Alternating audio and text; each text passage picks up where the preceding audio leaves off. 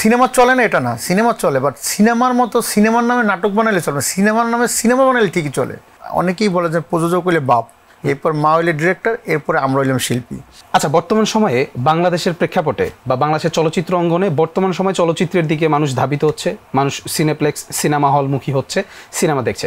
কিন্তু ঠিক তার কিছু সময় আগেই বাংলাদেশের সিনেমা কিংবা চলচ্চিত্র অঙ্গনের বিষয়টি ছিল বিনিয়োগ করাটা অনেকটা লোকসান জেনে বিনিয়োগ করতেছে, এরকম ধরনের ঘটনা আমরা দেখেছি।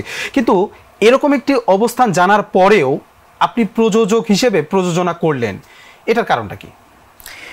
শুধু বর্তমান না, আমার মনে হয় আরও 4 বছর আগে থেকেই বাংলাদেশের ফিল্ম ইন্ডাস্ট্রিতে যদি কেউ 1 টাকা লগ্নি করে সেটা খুবই রিস্কের উপরে লগ্নি করে।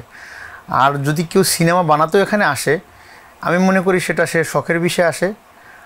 আর হাতে গোনা 2-1 জন অভিনেতা অভিনেত্রী ছাড়া কারো সিনেমায় টাকা ওঠে না, হাতে গোনা 2-1 জন। যেমন আমাদের মেগাস্টার আছে, সেই মানিব্যাগ গ্যারান্টি দিতে পারে, আরও 2-1 জন আছে হয়। তাই বলে যে সিনেমা চলে না এটা না, সিনেমা চলে, বাট সিনেমার মতো সিনেমার নামে নাটক বানালে চলে না, সিনেমার নামে সিনেমা বানালে ঠিকই চলে। সেটার গল্প ভালো হইতে হবে, সব কিছু ভালো হইতে হবে সেটার। ইউটিউব তো সারা পৃথিবীতেই আছে।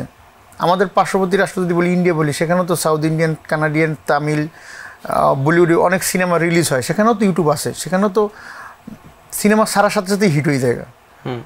তাই বলি ইউটিউবকে দোষ দিয়ে কোনো লাভ নাই। আর আপনি যেটা বললেন সিনেমা এত রিস্কের উপরে কেন লগ্নি করে, আসলে যাদের সিনেমা লগ্নি করার কারণটা কি? আমার ওই যে বললাম না যে আমার স্বপ্নই ছিল ছোটোবেলায় যে আমি একজন বড় প্রযোজক হব এবং পাশাপাশি আমি নিজে অভিনয় করব। তার মানে আপনি লোকসান জেনেও মুন্না খান সিনেমাতে লগ্নি করেছেন? না না, লোকসান আসলে এটা লোকসান বললে তো হবে না। আজকে আমি যে মাই টিভিতে আসছি, আমি প্রযোজনা করছি, মিডিয়াতে আসছি বলেই আপনার সামনে আসতে পারছি, মাই টিভিতে আসতে পারছি, নাহলে তো আমি সারা জীবন ব্যবসায়ী, কাতারে ব্যবসায়ী থেকে আমার তো কেউ চিনত না।